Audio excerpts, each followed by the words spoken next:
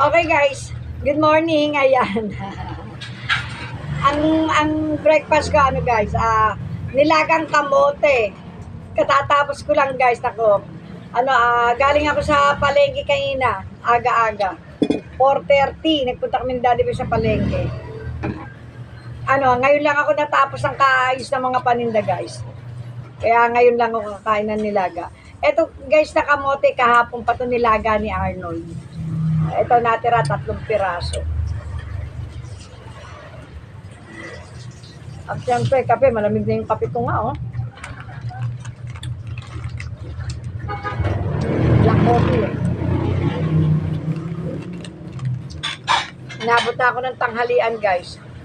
Meron pa tayong tirang chicken. Chicken, ano to? Chicken Korean.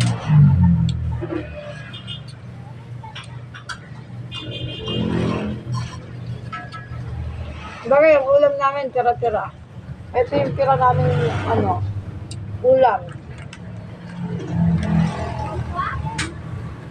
Tira namin kagabi. Ginisang sayote. Na may tawag mo. Sardinas, ayan. Ulam namin kagabi. Sardinas. Tara, kain tayo guys. Feel good Monday, ayan. Mamaya na ako magkakanin. Kasi guys, nagluluto ako ng ulam. Ginisa sa miso na bangus. Kaya, ito na lang muna breakfast natin. Chicken, wala ng gravy. Panlagang mais. Kape, calamansi juice. Meron pa sa ref? Sorry, may gravy pa pala kami sa ref.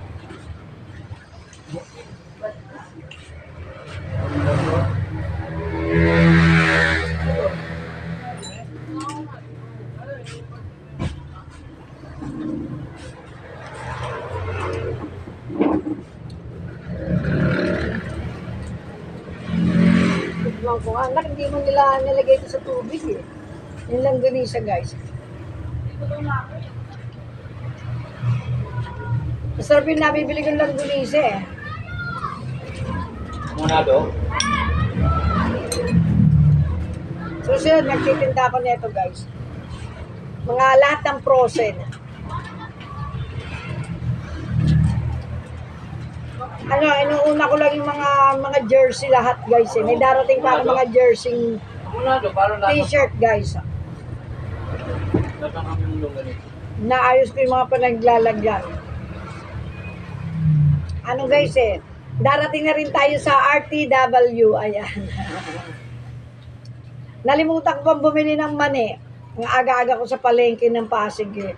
Kasi gagawa na rin tayo ng paninda ng peanut.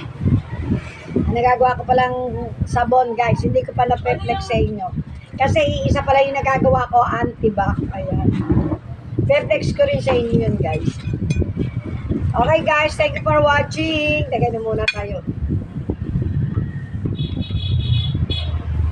Calamansi juice guys. Okay guys, thank you for watching. Love, love, love. See you next vlog. Luto time na ng ulam for lunch.